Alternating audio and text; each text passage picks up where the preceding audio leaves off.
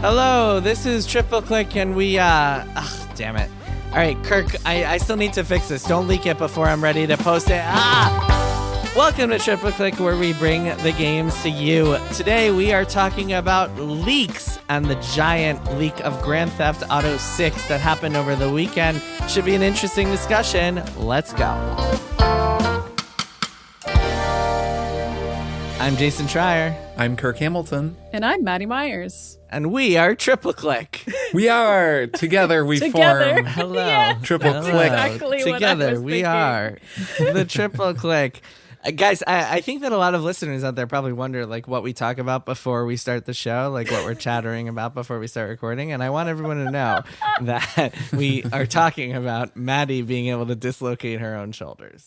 That's right. That's right, folks. Hyper flexible Really shoulders. the best content takes place before the introduction. People should just know It's that. not a video podcast, so people don't get to see how cool this is. But That's Kirk true. and Jason get to see it. They get to find out that I don't need any help putting sunscreen on my back. I'm so powerful. You can shoot a clip and post it on Twitter. And people can find it there.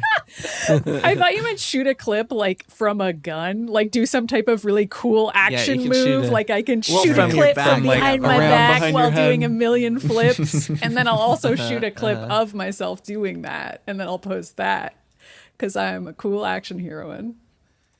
Welcome to our video game podcast. Just a reminder, we are entirely supported by listeners like you all out there. And the way that you can help us make this show possible is by becoming a member of our network, Maximum Fun. So go to MaximumFun.org/join, sign up today, become a member, subscribe, and for the low price of only $5 a month, although you can give more if you'd like. But for a minimum of $5 a month, you can get access to all of our bonus episodes, which is now a ton. Dozens of cool, ton. cool An actual bonus ton. I weighed episodes. them. I just weighed them the other day. A ton. 1 ton. We talked, a metric ton. We talk about all sorts of things. We've spoiled games and done deep dives into games. We just did a great episode on Better Call Saul where we talked about that entire show. Wonderful show. And this month, because we do these monthly, this month we are doing an episode where we talk about the video games from our childhood. So sign up today if you want to hear about the games that formed us, our formative life video game Made us who we are experiences. today. It should be a fun one. What will they be? Who could imagine? Yes.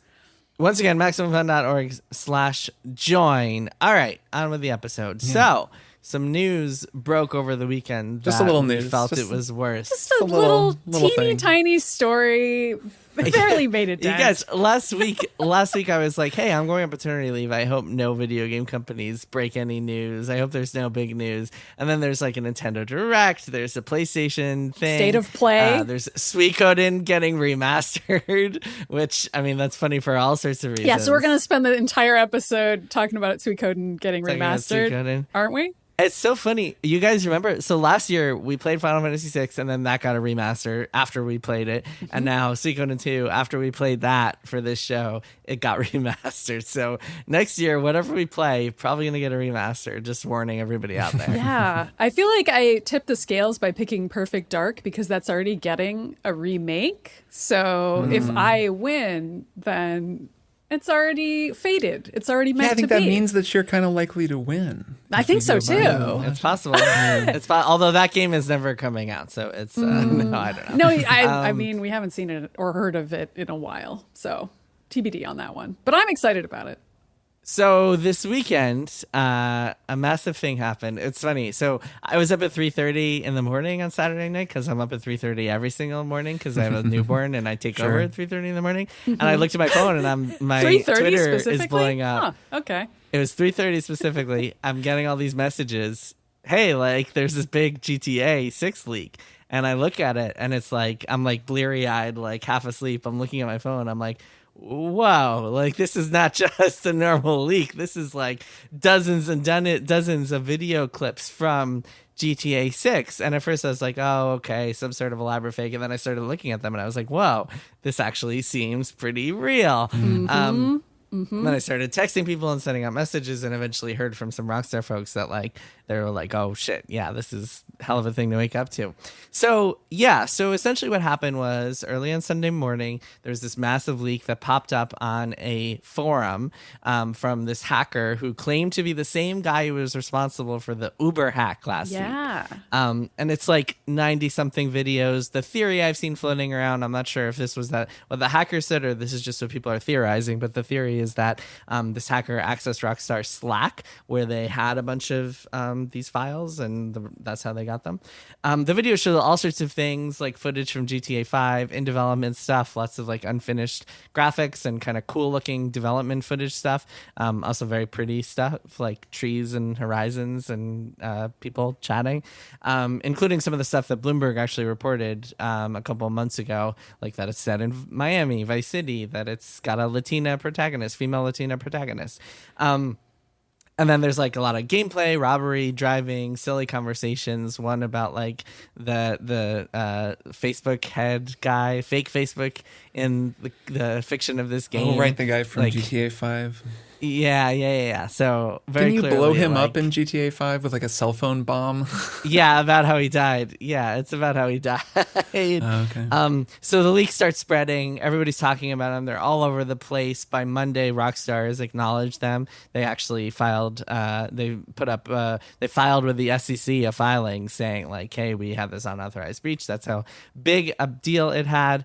Rockstar said like they were disappointed, but they don't expect it to have long-term ramifications on the game's development or release schedule, which is funny to say because they don't have a release date. So of course we'll never know unless there's reporting on this whether it actually impacted the release schedule. But I will say that the people I've talked to over the past couple of days who work at Rockstar say they're pretty stunned, say they don't really know what's going on. But I spoke to someone yesterday who was like, yeah, they've disabled all of our work stuff, so we can't actually do any work until they sort things out. Wow. I haven't talked to anyone today. We're recording this on Tuesday. I'm not sure. So I'm not sure how long that is going to be the case. It could have been a temporary thing, but that was where I left things at on Monday, so the day after the leak. I believe it was also like a holiday in the UK where a lot of Rockstar is based because of the Queen's death of all things. Mm-hmm. So I think that might have also like impacted the timeline of this whole thing. So all that said, I guess first of all, I mean, what did you guys, Kirk, Maddy, what did you guys make of this whole thing? Did you watch it unfold over the weekend? I did. Because we had to log in over the weekend, which normally Polygon doesn't do that. Had to do some work. Yeah, you got to get some work done, folks. I had the experience similar to yours, Jason, not at 3:30 in the morning, at a much more reasonable hour, like at 8 a.m. or whatever, of seeing people posting about it in Slack and being like, this can't be real. I don't want to log into Slack right now. I don't want to do this. And then just reading more and more and being like, oh, wow. All right. We're doing this. This is real. This is really happening. And even then, I feel like I didn't fully understand the scope of the leak until I had read more about it and about the Uber hack, which we don't know if, this person could be lying. But if we were to take it at face value, the Uber hack was a phishing scheme, I believe. So that seems like a plausible way. We call it a hack, but it's just social engineering. It's social engineering. I mean, that's probably what happened here, regardless of whether it's the same person.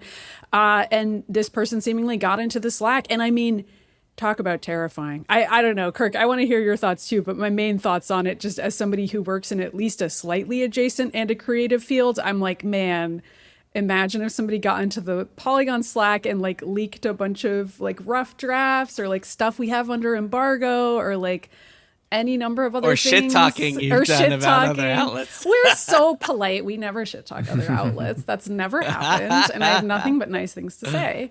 And we've never shit-talk any of the companies that we cover or any of the video games we cover or anything. Every single thing we've ever said is perfect.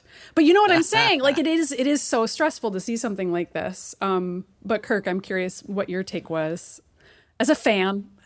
So I'm currently going through my notes. I have a bunch of notes here about the announcement of the Suikoden remaster because Jason said, so this week we're going to talk about the big news. Right. And so I went and I did a whole lot of research and learned a lot about this. The new and translation. I'm just sort of currently deleting all of my notes betrayal. What do we That think? and, Wait, why are you deleting them? Let's pivot right now. Let's make this episode about Let's Suikoden. pick this topic up, throw it in the trash, I'm sort of get hastily right over to looking up Nanami. what is social engineering Ryu and definition.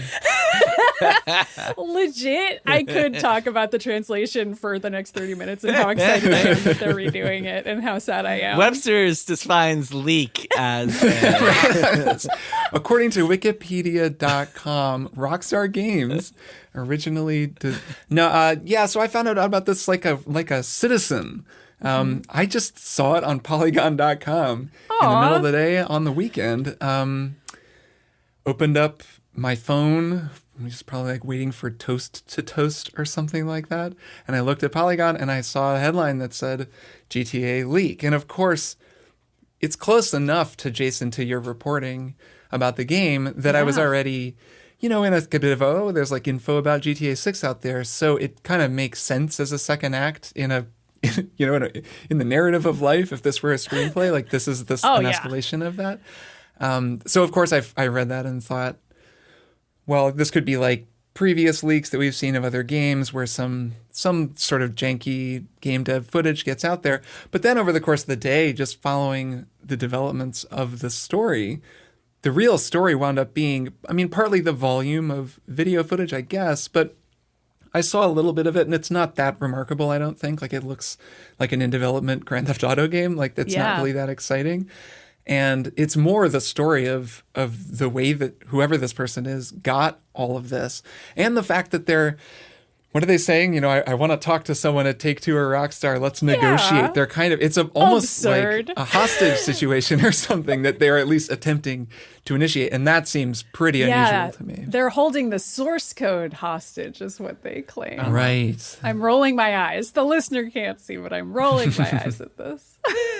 I think part of what makes this so remarkable is that it's GTA 6. It's the most highly anticipated game in the world. And it's also a game that has been like trending on Twitter every other week for fake leaks and like stuff that is just pure nonsense. In fact, it got to the point where there was this Reddit leak I saw a couple of months ago that was like hundreds of pages long, and it was all just fan fiction. It was like someone had been like going through this charade for almost 2 years on Reddit, just pretending to have info on the game. It was crazy. I skimmed it, and it was so much time. So which actually led to a lot of skepticism at first on Sunday, making people think like, well, it's GTA. Like if anyone is going to create the most elaborate leak or the most elaborate fake in history, it's going to be on GTA 6 because that'll get in the most attention. But it's also like Rockstar, until very recently, really until the Red Dead 2 crunch started happening, or news of stories of the Red Dead 2 crunch started coming out, and stuff that has happened since then. Rockstar was really clamped down. I mean, there'd be the occasional leak. I think Steven, our old boss at Kotaku, broke news that GTA 5 would have multiple protagonists. But like, other than the occasional tidbit, Rockstar is a pretty leak-proof company. So for this to happen to them, it's just like so mind-boggling in so many ways.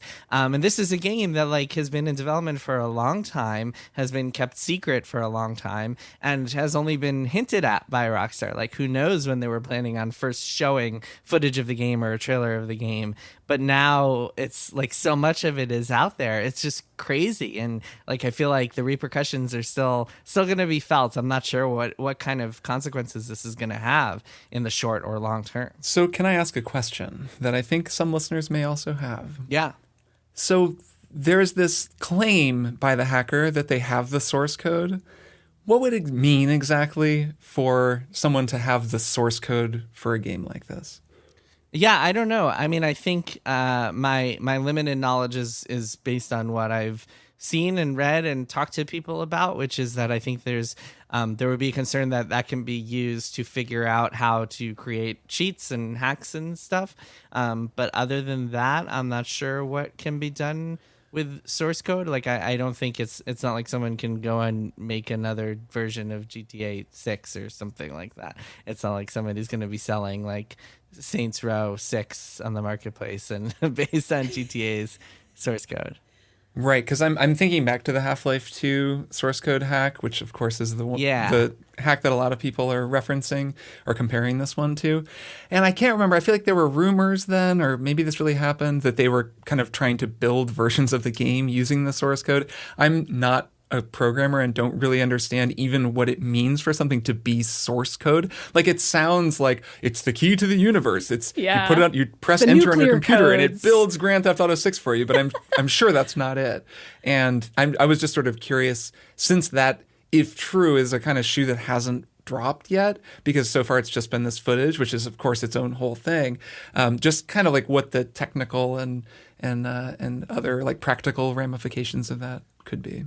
Yeah, well, so my very limited understanding is that the source code, even if they had all of the code that's in the game right now, first of all, a lot of it is probably unfinished at this point. Right. Second of all, it wouldn't really do anything or mean anything without the assets attached. So it's not like you can just plug it into a compiler and get it running, because a lot of it is going to be hooked up to a lot of different files and various tools, and it's not I don't know how much can actually be done with it.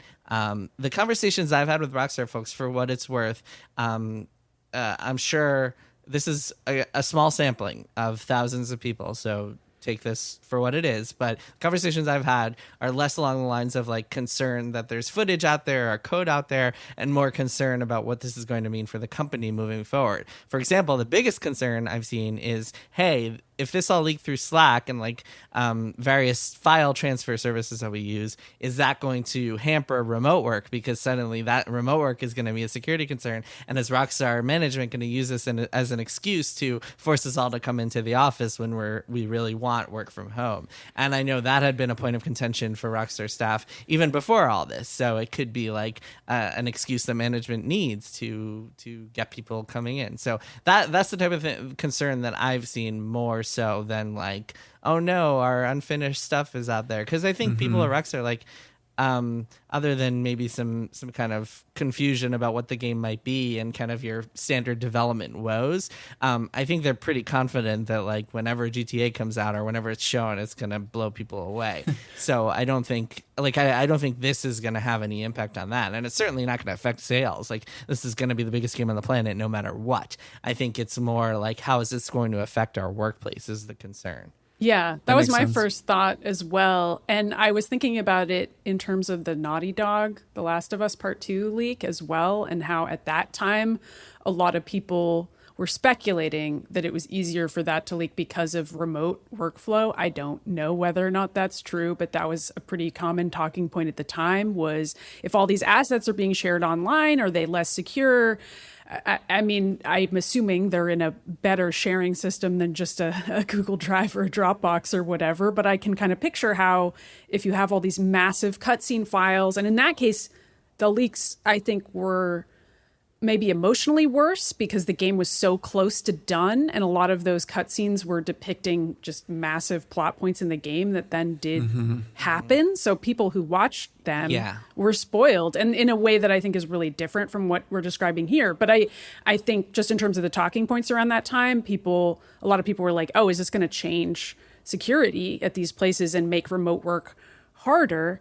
And seeing this leak happen, I can only assume that's going to continue. And it makes me feel really sorry for the workers, because I love remote work. I'm so much more productive in my own office where I can really control my space. And I've worked in offices before. They have their advantages.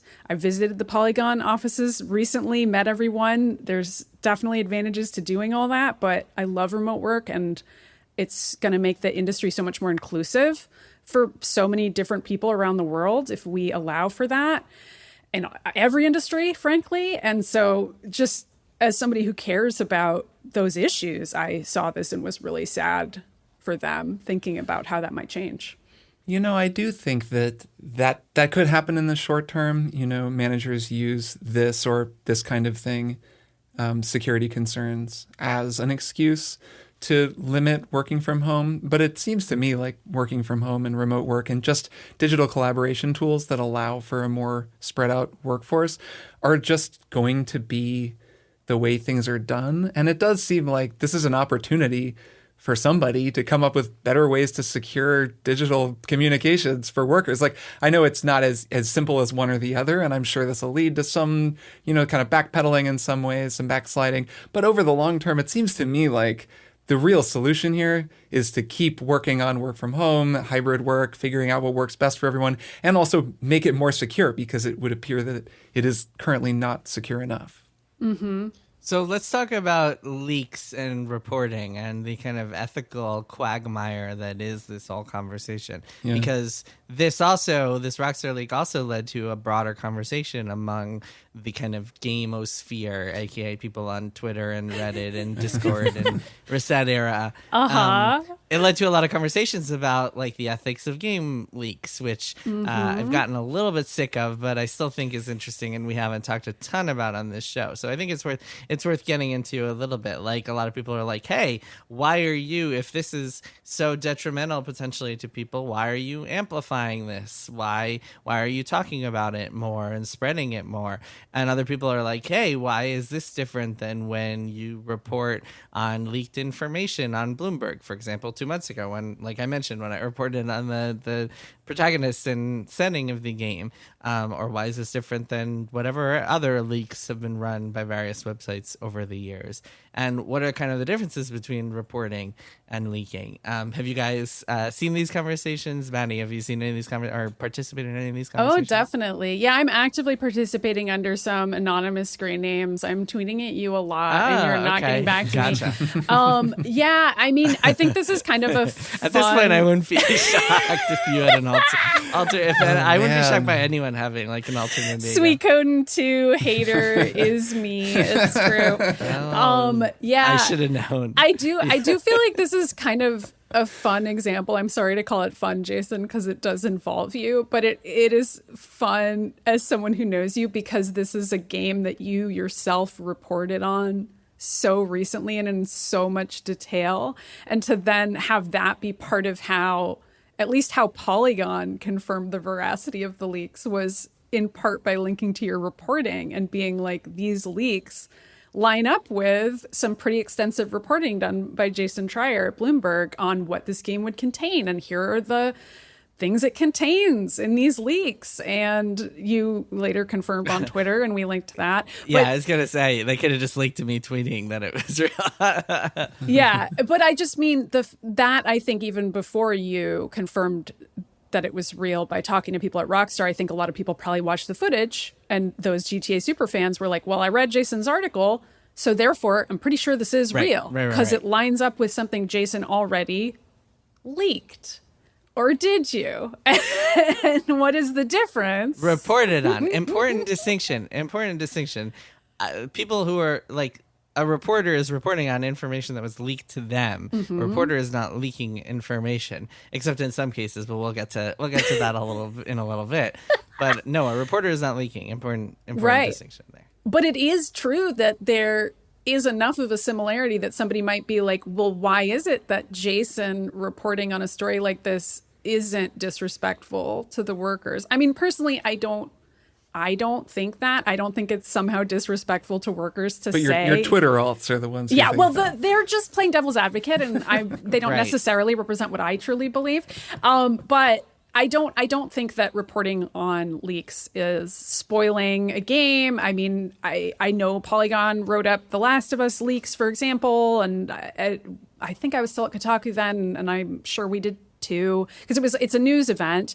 But it is also, it's different to have somebody tell you who's working at a company and being like, well, Rockstar doesn't want to talk about this yet, but I want to tell you about it because I think it's really exciting and people should know about it, like the changing workplace issues there, and the decision to have a female character in a GTA game is a huge deal. I mean, maybe that's not on Rockstar's marketing slate, but clearly there were people who worked there who were like, I think it should be out there, and I'm going to talk to a reporter about it. And I feel like that is pretty different than a hacker deciding. Yeah, I mean, so there are a few different, like, I think it's important to look at this as kind of a spectrum, right? And I don't really think that you can look at it in terms of black and white information or black and white morality, because information can come in so many different forms. And as a reporter, if you're looking at it in black and white and you're saying, you know what, reporting on unannounced information is wrong and I'm never going to do it, then you're not a reporter, you're a PR person, and you're just following the marketing guidelines of the companies you're covering.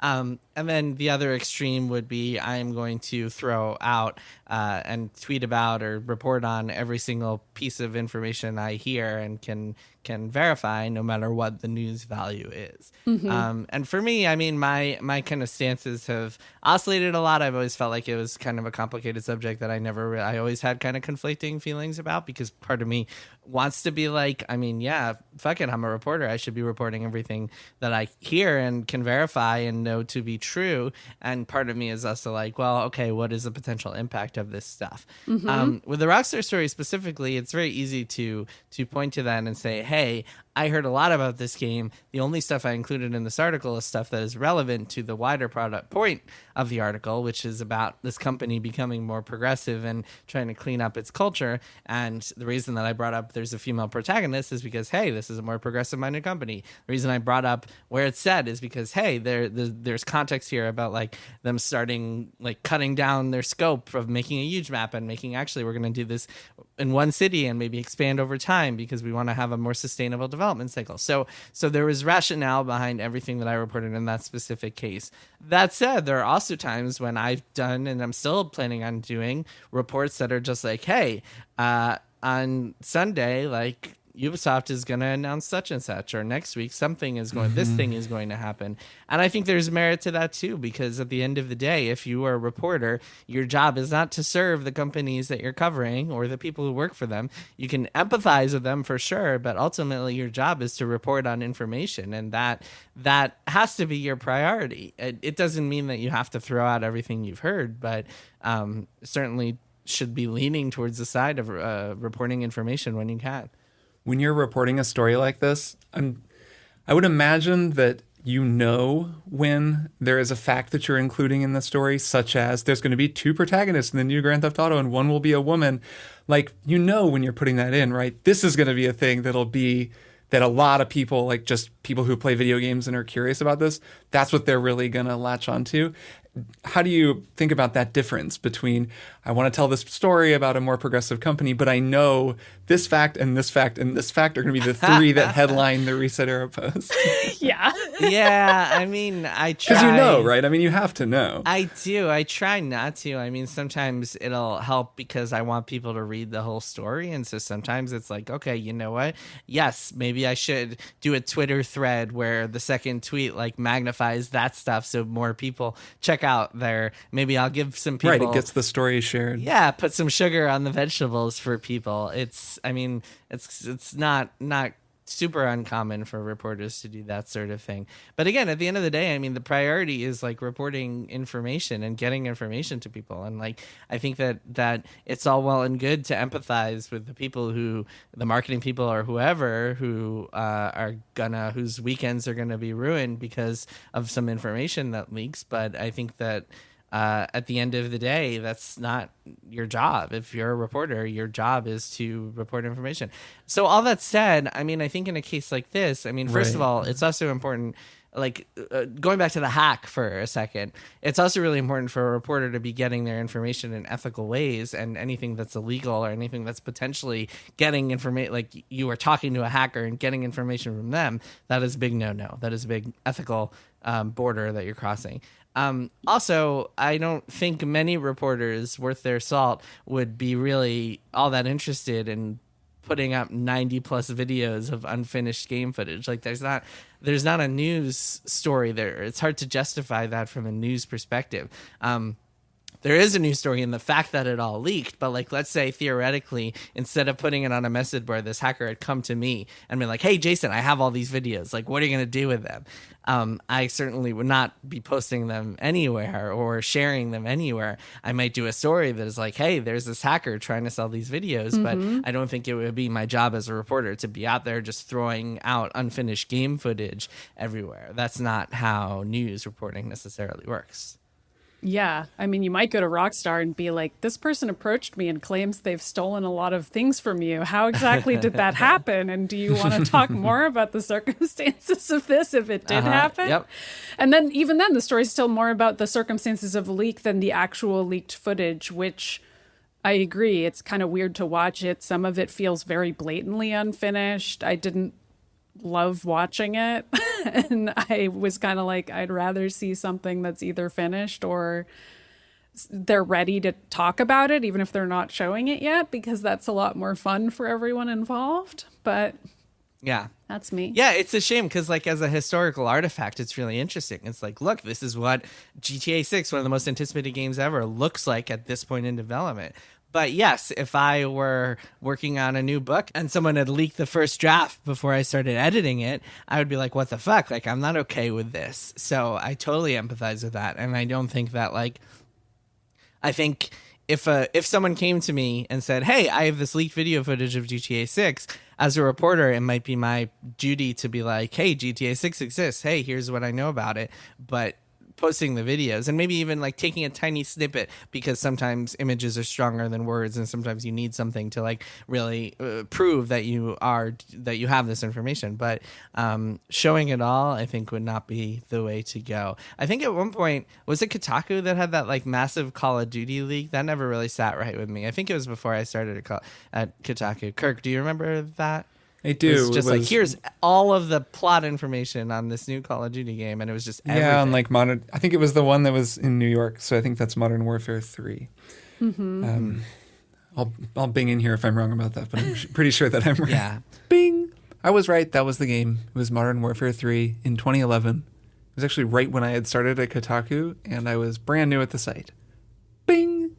But yeah, I mean, there are cases when that has happened, and yeah, that doesn't really sit right with me either. So I don't know. I mean, it sometimes it's like, it might sound like having your cake and eating it too, but I think that like ultimately you just have to decide case by case, like what will the impact of this be? Does the news value justify reporting on this information? Especially when it's cases, it's much easier to make a call when it's already public information. Then as a reporter, it's definitely your job to report on it. As in this case, like someone asked me on Twitter yesterday, like, why are you amplifying this GTA story if it's going to be harmful to people? And I just responded, because I'm a reporter. Like, it's not it's not going away. I'm reporting it because it's fascinating and newsworthy, right, and needs to be talked about. But when someone approaches you and they want to leak something to you for you to report, then it becomes a question of like, okay, what's the news value here?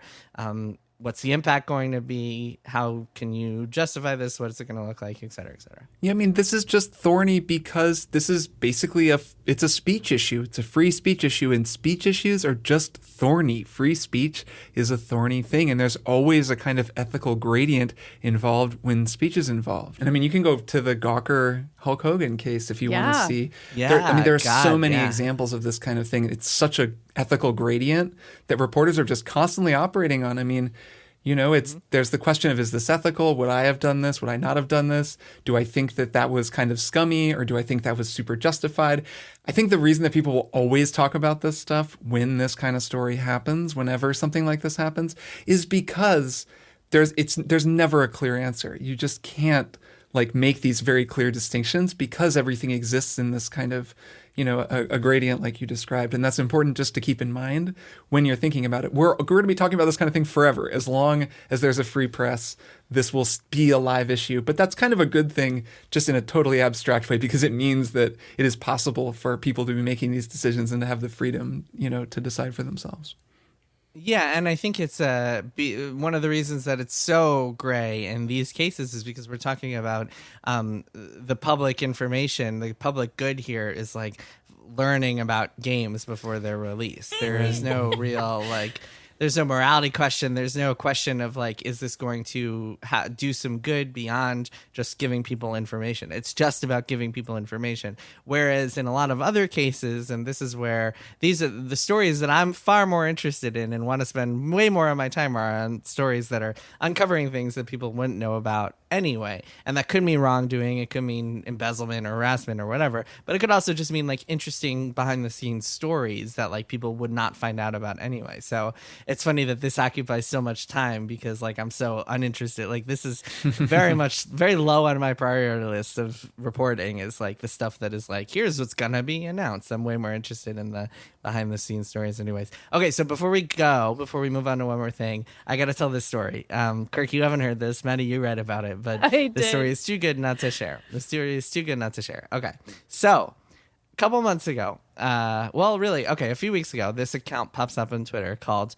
TheRealInsider. Kirk, have you seen this account? Have you heard about this account? No. So The Real Insider is this persona, and it's kind of this arrogant, irritating persona that is like, I have information on every video game. I know all of your secrets. It's kind of like puffed up, like persona type of thing. You can say bombastic. At one point, a bombastic persona. Bombastic, yes. It's good use of the word bombastic, yes. And there a lot of the things that they're tweeting, and so it purports to be tweeting inside information about video game news, stuff that's coming up, et cetera, et cetera. So at one point, a couple weeks ago, when there was the big Assassin's Creed announcement thing, they tweeted a list of the Assassin's Creed code names, Hex, Red, et cetera, et cetera. Someone, actually, this is where I get involved. Someone tweeted at me, someone like tagged me in that tweet and was like, is this real? And I was like, oh no, I don't think it's real. Because one of the code names, Hex, was different than the code name I had heard, which was Neo. And long story short, I didn't think it was real. Then The Real Insider tweets at me like, I'm expecting an apology when I'm wrong. So I check with some sources. I'm like, hey, is this real? Find out that it is real. So I'm like, oh, my apologies. I was wrong. You're right. It changed code names or something, whatever. I was wrong. And then he tweets a screen cap of that conversation and it's like, never forget. And it just shows me and then like trying to dunk on me, essentially. Wow, you really got Jason. Just really getting owned on Twitter. I totally got. Hugely explosive situation there. So since then, well, what's funny is the stakes were so high. It's so funny because I'm like, I have no problem apologizing when I'm wrong. If I ever fuck something up, I'm always going to apologize and be like, look, this is what happened. Here's how I got it wrong. But for that person to then like try to dunk on me, that was a little irritating. But anyway, I didn't really pay that person much attention until cut to a couple weeks later. Yesterday, I joined this Discord that is like a bunch of leaking people are in there, and it's like the Snitch. You guys know the Snitch, that leaker. Yeah. His Discord. So anyway, I was looking at that Discord. I don't check it very often, but I happened to see that someone tweeted a screen grab of so The Real Insider had said something and then someone responded, and then instead of responding, it was like a response that The Real Insider would have said, except it was someone else who said that. And so this person who screen grabbed it was like, wrong account. Classic Twitter blunder. The person who said it was this guy, this YouTuber. I won't say his name because he's been dragged through the mud enough, but it was this YouTuber. And then I got interested. And then so I went through that. You guys have seen me do this. You know whenever at Kotaku, there was always something that was like, I don't know, some mystery we were trying to discover, or some internet rabbit hole to go down. I like that one time we were trying to figure out that person's name or whatever, or like when that fake EA employee story that I did. So anyway, so I went down this rabbit hole. And I figured out that I compared the two Twitter accounts and his YouTube account and figured out that like every single time The Real Insider tweeted something, it had been something that like this other YouTuber tweeted about like 2 days earlier or something like that. And then I figured out that they have the same exact writing style where the YouTuber is like capitalizing random letters. And then the real coup de grace was that this kind of obscure-ish, definitely niche indie game called Hellsinger was coming out, and the YouTuber put up on his video channel every single song from that game in a specific order. The Real Insider had tweeted the list of songs a couple days before it came out in that exact same order as like inside information, in the exact same order that the YouTuber put it in. This is some fairly sloppy tradecraft, I gotta say. Oh my God, it was so sloppy. I've never seen anything like this. Anyway, the YouTuber and I had some private conversations that I won't share, but needless to say, word got out after all of this, and I think this morning he put up an apology on his YouTube account. He deleted the Insider account. Now I think he's deleted his own Twitter account too, because he was getting dunked on so much. But here's the real twist, is that the Assassin's Creed thing, the reason he knew that is because he saw a Ubisoft pre-brief where they like said, hey, you can see this under embargo. I'm sure you guys had it. I didn't see it or anything, but yeah, like, we had a lot of media outlets saw this thing. And YouTubers were invited pointed to, apparently, influencers. Yeah, so he just like took this information that was under embargo and put it on this fake insider account, like on this pseudo anonymous insider account, which is just the stupidest thing imaginable. It's so stupid, and it's like literally anyone could do that if they just lied. Yes. Like, yeah, okay, I'll take it under embargo. Like, tell literally every PR person in the world I'll take it under embargo, and like pretend to be a responsible journalist under your real name, and then have a secret other name where you're leaking every embargo 2 or 3 days ahead of time. To what end? Like, this is the most boring thing ever. It's like, it's literally to the end of owning Jason Schreier on Twitter. A noble end, if ever there was one. Great point. You're right. Which is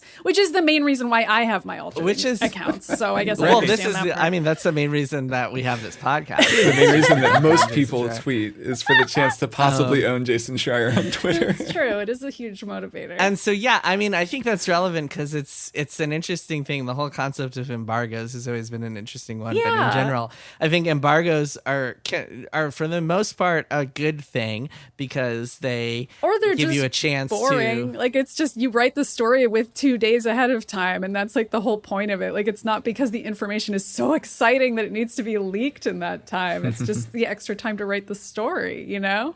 Right. Although in this case it was interesting information, but for the most part they can be a good thing because they get everyone on the same page. You don't have to rush to get out the news as quickly as possible. You can get context and interviews and stuff. So anyway, they're a good thing. I've never violated an embargo in my life, and the fact that like this guy is like, I'm the real insider, and all he's doing is just violating embargoes that he's getting from publishers. So when I said before that like journalists are not leakers, this guy was a leaker because he was getting information and leaking it. In a journalist case, they are getting information from someone else who is leaking it.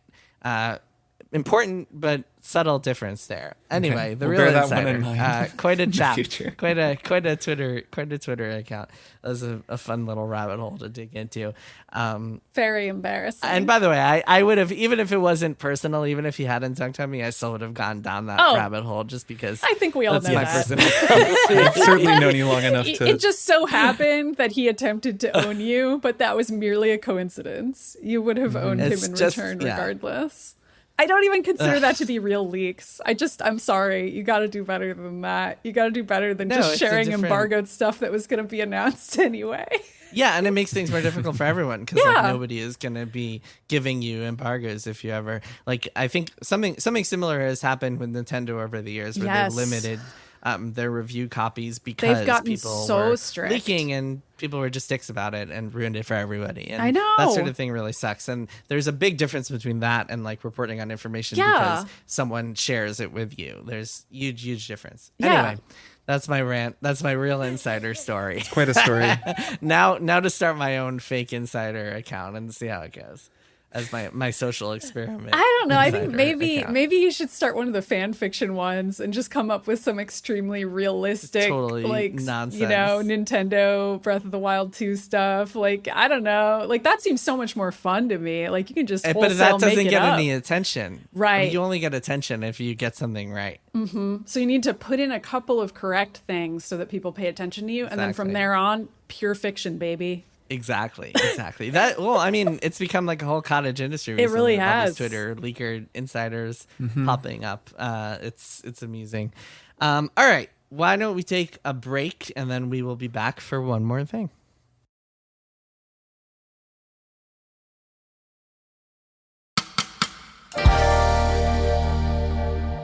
Oh my gosh, hi. I'm Dave Holmes, host of the pop culture trivia podcast, Troubled Waters. On Troubled Waters, we play games like motivational speeches. And it goes a little like this. Riley, give us an improvised motivational speech on why people should listen and subscribe to Troubled Waters. I look around this ad and I see a lot of potential to listen to comedians such as Jackie Johnson and Josh Gondelman, and they need you to get out there and listen to them attempt to figure out sound rebus clues or determine if something is a Game of Thrones character or a city in Wales. I have chills. I'm going to give you 15 points.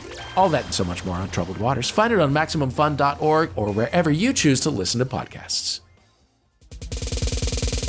Hey there, beautiful people. I'm Travell Anderson. And I'm Jared Hill. We are the hosts of Fantai, the show where we have complex and complicado conversations about the gray areas in our lives, the things that we really, really love sometimes, but also have some problematic feelings about. Yes, we get into it all. You want to know our thoughts about Nicki Minaj and all her foolishness? We got you. You want to know our thoughts about gentrification and perhaps some positive aspects of gentrification? We get into that too. Every single Thursday, you can check us out at MaximumFun.org. Listen, you know you want it, honey, so come on and get it. Period. And we are back. Kirk, Maddy, it is time for one more thing. Kirk, start us off. I'm going to start us off with a movie that I rewatched that I feel like a lot of people are probably rewatching, and that is Rogue One, A Star Wars Story. A movie from 2016 that I rewatched over the weekend, and I gotta say, I have sort of reevaluated it. I think this is also maybe a sort of common feeling. I did not dislike this movie the first time I saw it. I thought it was pretty cool, and I thought it was also pretty messy.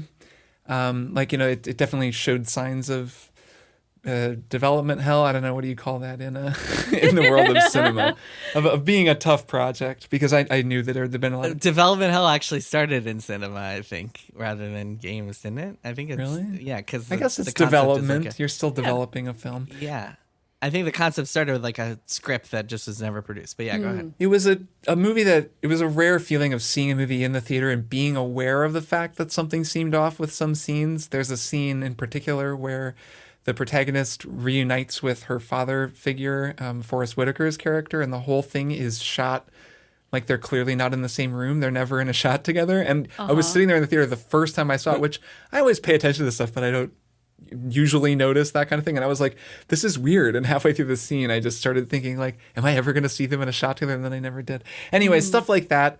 And then just kind of feeling like, I don't know, it was kind of a mixed bag, I guess. It's a classic mixed bag. I still think that stuff is true. Rewatching it, it still does have a bit of a tonal disconnect, and I kind of wish that it was just fully the dramatic war story, the tragic war story that it is a lot of the time.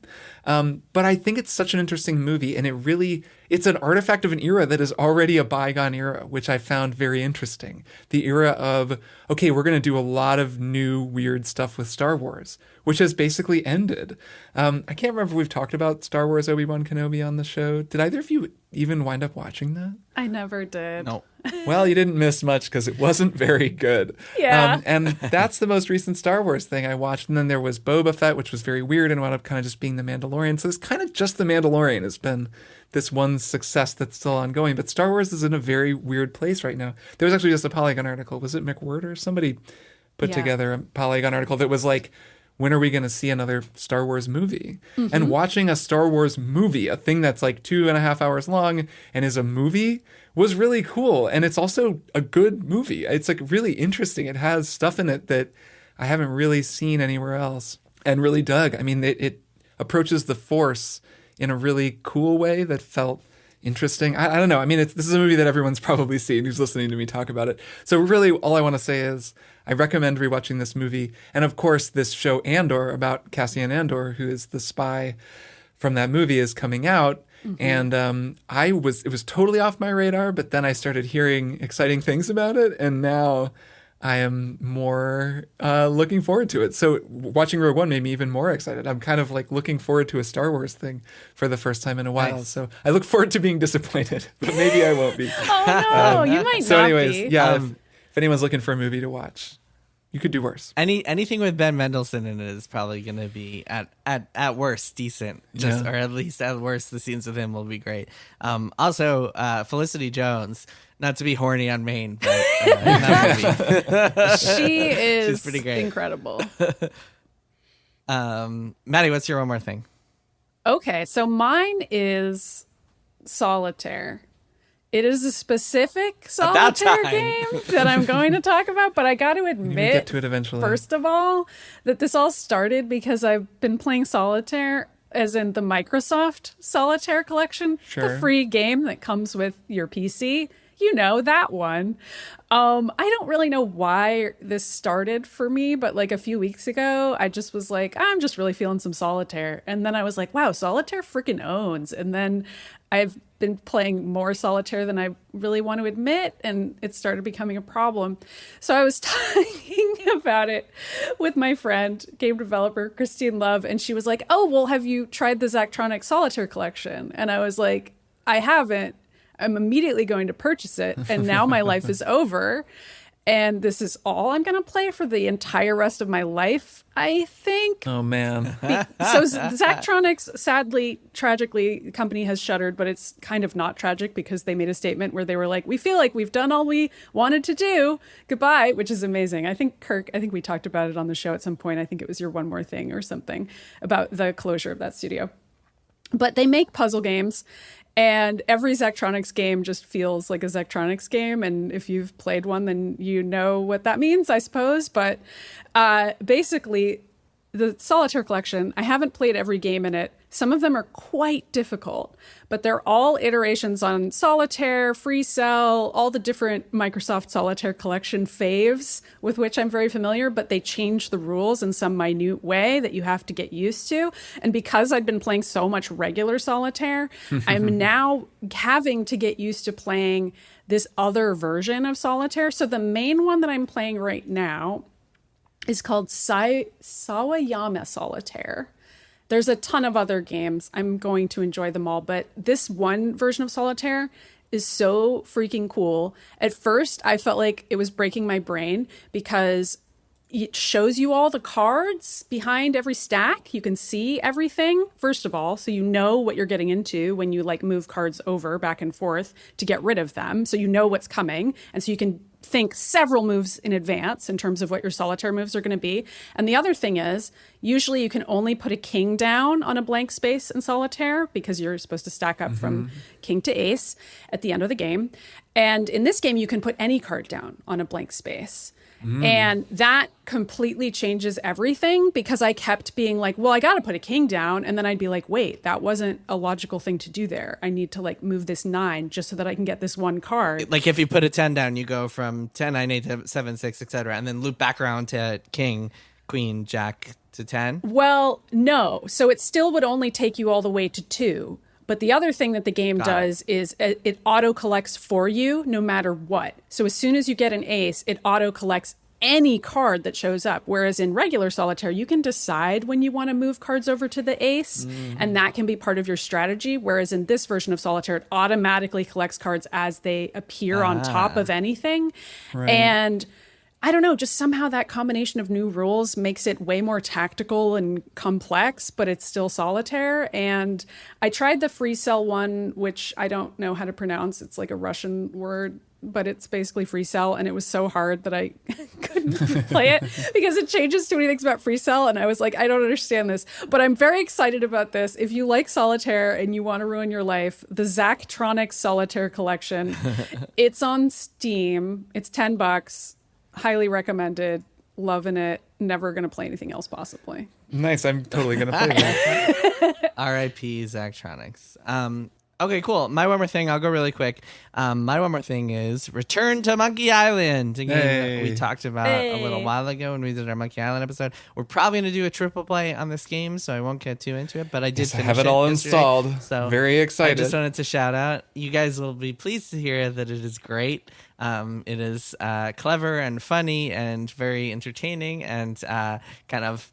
how should I put this delicately? Well, the ending, I mean, I guess you won't be too shocked if you've ever played a Ron Gilbert game that the ending goes where it does. But yeah, it is what it is. But yeah, no, it's great. It's this game about like, it's so interesting because it's very clearly a game about like returning to a video game franchise after 30 years and what that means, and all these newfangled like pirates who are here and changing things, and things aren't quite the way it used to be. Just as an example, in this game, usually in the Monkey Island series, there's an entire entire running gag that Guybrush Threepwood, the hero, can hold his breath for 10 minutes, but in this game, he can only hold his breath for 8 minutes. And that becomes an interesting point moving forward, because he's a little bit older now. He doesn't have the lung strength that he used to. Wow. He's an older pirate. It's great, especially there's it's 5 acts, like kind of like pretty much all the Monkey Island games. I think it takes part over 5 acts. And the first couple, you're like, okay, this is cool, a lot of cool puzzles, but it's kind of like limiting. But then by act 4 is like probably the best act in any Monkey Island game ever. It's got this elaborate, like one of those classic point and click adventure game elaborate puzzle quests that takes you all over the place, and you're going to all these different islands and sailing around, and you're truly a pirate. One more thing I will say is that the interface is totally different than what you might expect if you've ever played a point and click adventure game before. Instead of having like verbs and stuff, basically as you hover over something with a mouse, you'll get like a prompt like, hey, I wonder what's going on over here. Hey, what is the scum bar? What are the pirates up to now? And it'll kind of be like your thought process, which is a really interesting way of doing it. It kind of simplifies things because you can't just like use random objects together anymore the way you could in previous games, or there'd be all sorts of like weird dialogue options if you tried to do things like that. But I think it works really, really well, and it actually makes the game feel a lot more accessible if you aren't a point and click adventure expert. So yeah, I'm a big fan of this game. Return to Monkey Island. People should go check it out. Even if they've never played a Monkey Island before, I still think it's worth your time. And it's got a cool scrapbook that'll like catch you up on the previous story history so far. of the series. Yay. Nice. So Well, yeah, go check it out. I'm Looking forward to excited. playing it, and we will, I'm sure, talk about it more on the show. Yeah, we'll discuss more probably in a couple of weeks, right? Is when we'll do a triple play. So Yeah. people should know that we'll get into it. Excited for puns. All right, that is it for this week's episode. Hope nobody leaks it before it is ready to go, before Kirk is finished editing it. Kirk, Hopefully not. Maddy, see you both next time. See you next time. Bye.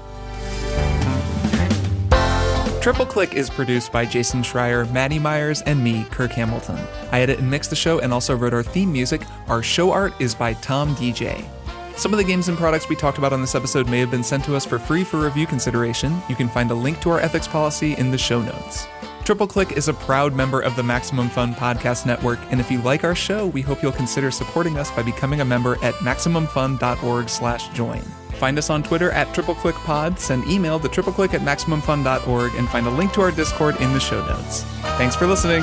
See you next time.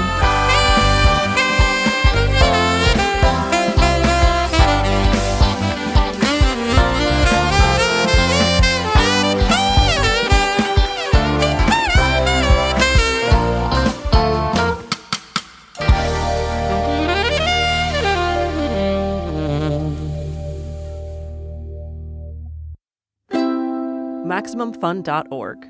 Comedy and culture. Artist owned. Audience supported. All right, shall we? Yeah, Maddie, can you like dislocate your shoulders? Oh yeah, I feel like I've shown you guys this before, and you think Maybe I've it's never weird. seen that before. Yeah, I know. I I was just watching So You Think You Can Dance. There's a guy who can do that. hyper flexible shoulders, and every now and then I like forget that it's really weird, and I'll like stretch in front of people, and they're like, And people are like, "What are you something doing? is It's horribly wrong." And I'm like, just bending my shoulders all the way around. Dina is always like, her way of describing it is like, yeah, Maddie doesn't need help putting on sunscreen on her back because I can touch every single part of my back. right. I'm sure you can like, wow, that's kind of a nice little skill Yeah, it's why I'm actually destined to be single in the end. because you just don't need anyone Yeah, you else. don't need Don't need anyone to anyone scratch else your in my back. I scratch my back. And I scratch mine. That's the old saying. Yep. Anyway.